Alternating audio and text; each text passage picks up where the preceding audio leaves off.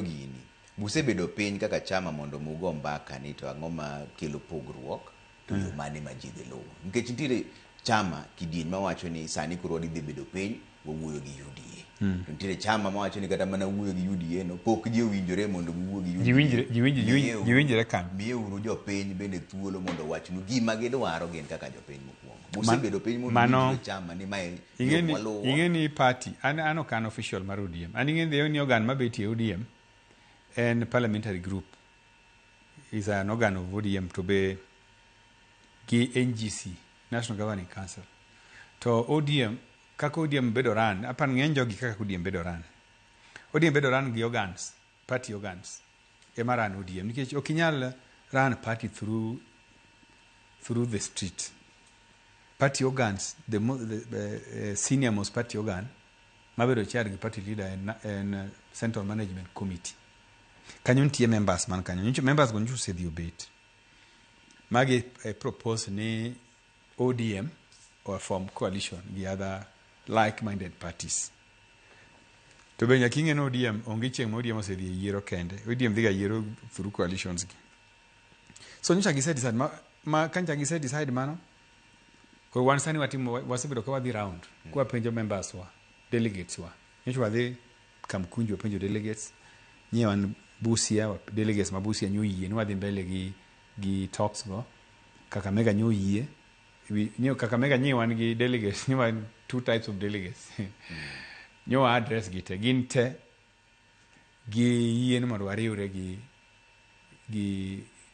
UDA giyienu riwru koso giyienu gomba giyienu wago mbaka mondo waso ni bodu nyalo go mbaka nyaka gi wipe agiribe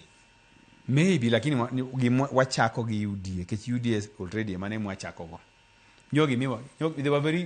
very direct na the meetings gote machaka dhi rally manyo adhiye Kwisero nyogi wacho ni gidwan mondo wachak negotiation gi President William Ruto iwinjo so members macho this weekend obro dhi Kisumu what are the all over the country what in public participation then from there we move on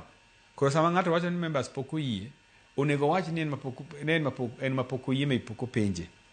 to koro ansani okanyal demand ni nyaka penja nikech I don't sit in any organ of the party okabedi Central Management Committee okabedi NEC NDC ema abrorito so processes gi flow kamano so ananeno ni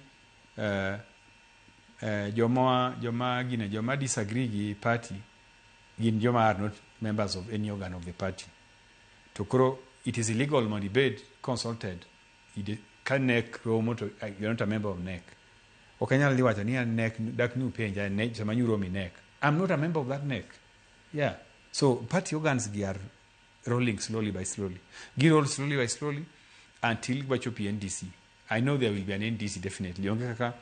ginyalo bi yiero kapok jo the NDC will happen yeah but oknyati men ke demand mag ngata chiel again that will not be right ni an kasa ni Atandi okani ni luonguru NDC tomorrow ntat luongna why there's a process which is flowing yeah sani un gi waziri abich Opio Andai Joho